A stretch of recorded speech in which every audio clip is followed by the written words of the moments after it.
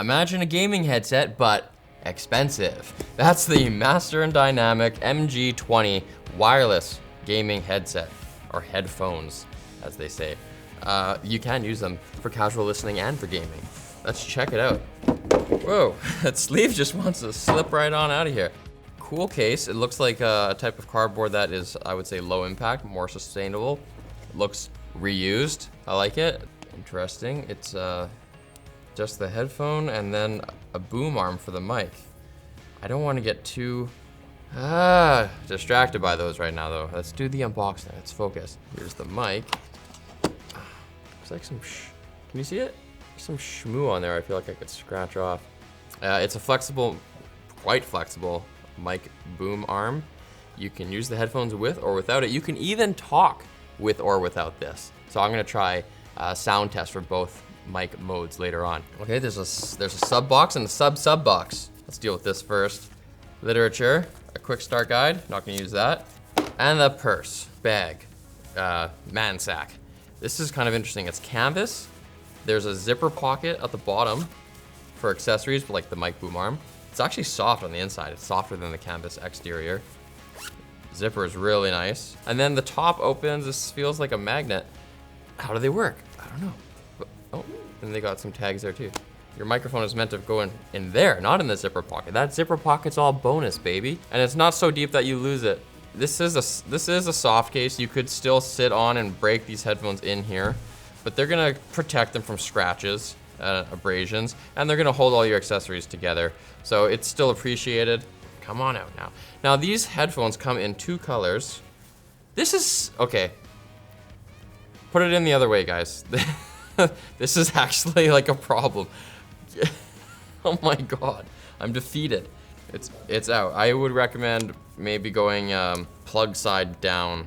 Oh, whoa, I didn't notice this stuff before. There's actually a little pop filter for the boom arm. They don't show that in any of their marketing, which is very minimalist. We also have a dongle, the low latency adapter for gamers. And then we've got two cables. One of them is USB-C to A, and the other, oh wow, hold on, is USB-C headphone to 3.5mm adapter for probably not your phone. And then there's also the splitter if you've got separate mic and headphone ports on, say, your motherboard. I'm gonna test with the phone later. These aren't designed for the phone. They are 32 ohms of impedance, whereas some more mobile focused headphones would be, say, 18 ohms. That's what my Odyssey Sign are. But we're gonna try it anyway. They may just not go that loud, but we'll find out.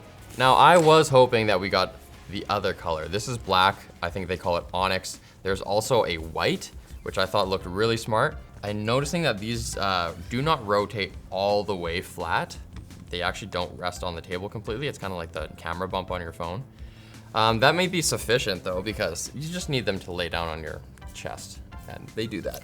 These headphones are sweet because they're gaming headphones, but they actually look cool. So if you have, I think a lot of gaming headphones, they look a little plasticky, clunky, a lot of RGB on them, which is cool for some people, but other people want a more minimalist, Nordic, mature kind of look. They are, of course, very expensive, $450 US, 450 euros.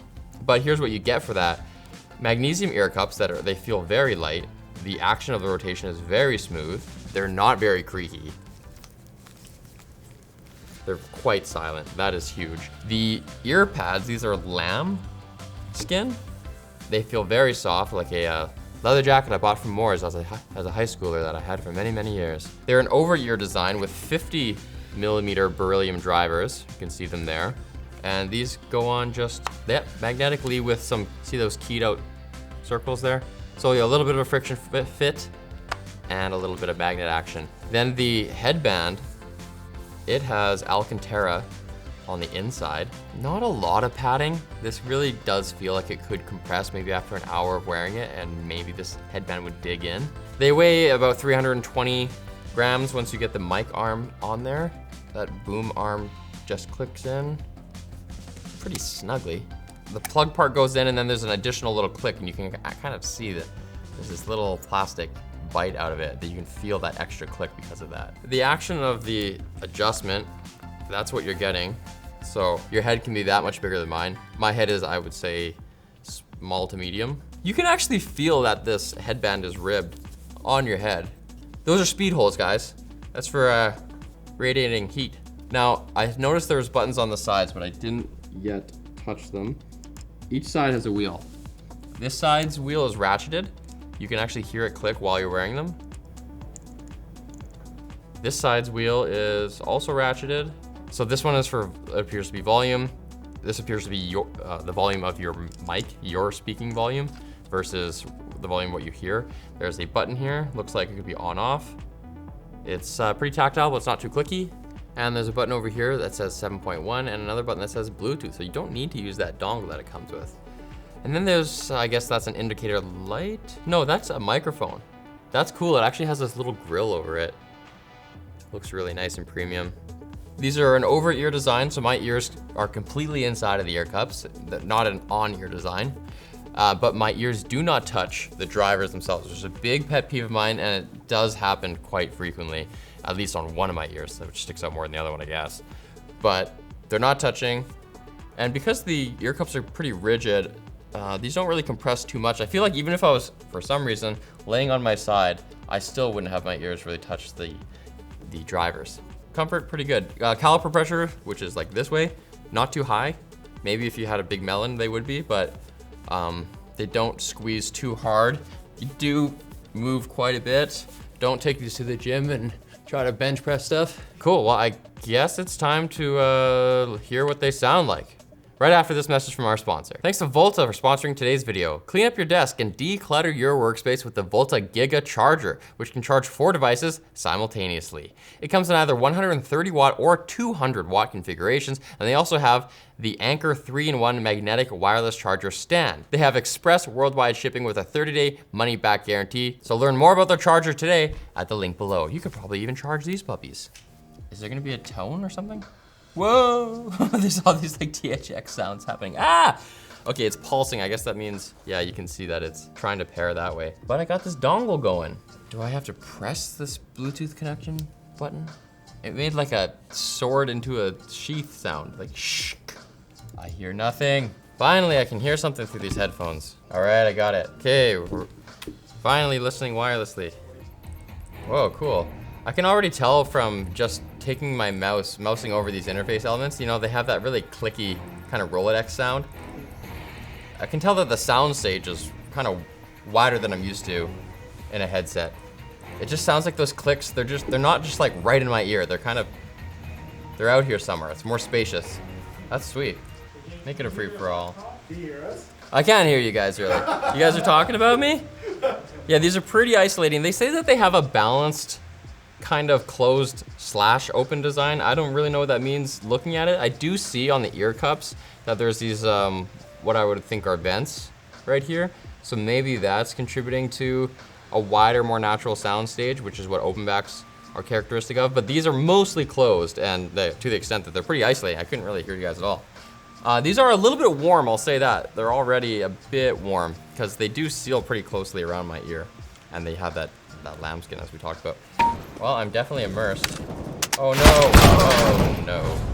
Oh, I got killed by that guy from Arrested Development. These headphones are sweet though, like sound-wise. This isn't a review, it's just an unboxing, but these don't like automatically suck. Man, I'm slaying. Oh god. So this is what it sounds like with the internal microphone array, no boom arm. And that's what I've been using this whole time. Now, let's try plugging in the boom arm. And I got the boom arm just totally straight, windsock on. It's not pointing toward my mouth at all. That's what it sounds like. Now I'm gonna angle it so it's like basically right 1 finger width away from my lips, and that's what that sounds like. And that same configuration, but with no windsock, sounds like this. Peter Penis, applause. Peter Parker pickles pepper. Peter Parker pickles penis, pickled penis in a jar. No, that's what that sounds like with sock on and off. Sweet action. I'm gonna try using it with my phone now. Let's see if I crank it. Okay, I'm at 3/4. It's already louder than I would normally use, so yeah, your phone can drive these fine. Let's see, maxing it out here. Oh, don't max them out, guys. Not good. Maybe with a better amplification that would be okay, but like that got kind of rough and muddy, distorted when I turned it up all the way. The mids are super clear. The vocals are coming through nice. I haven't made a determination on the bass yet. It's definitely present. I just don't know if it's very tight. So let's do some experimentation here. Do I have any controls on here? Can I pause and stuff? I have this multifunction button. What does that do? Tapping it. Paused. Tap it once more to play. If I go double tap, oh, it does go to the next track. And what if I go 1, 2, 3? I think that just did next again. 1, 2, 3. No, you can go back. Little finicky though, took 2 tries. And if I hold it, Google Assistant. No, it just paused it. Oh, there is the Google Assistant. Okay. So yeah, it can do everything that you would expect with that multifunction button, but many of those things took me 2 tries. Let's see what's up in the app. We're on English, bro. Oh, one thing I want to try is, if I take them off, will they pause? No. They said that they have detection so that you get longer battery life, because they advertise 22 hours of battery life. 50% of that you can get in half an hour. But they say that they preserve battery life by pausing automatically, and these definitely did not. You can still hear Peter McCormack talking here on his podcast. Got a battery level here. Oh, there's an update available. Wow, I guess I gotta take that. Okay, 25% done. It went like thrash, grunge, new metal. Let's go update, let's go. Update complete, yay! All right, got a battery meter, 100%, I'm up to date. What do we have in the hamburger menu?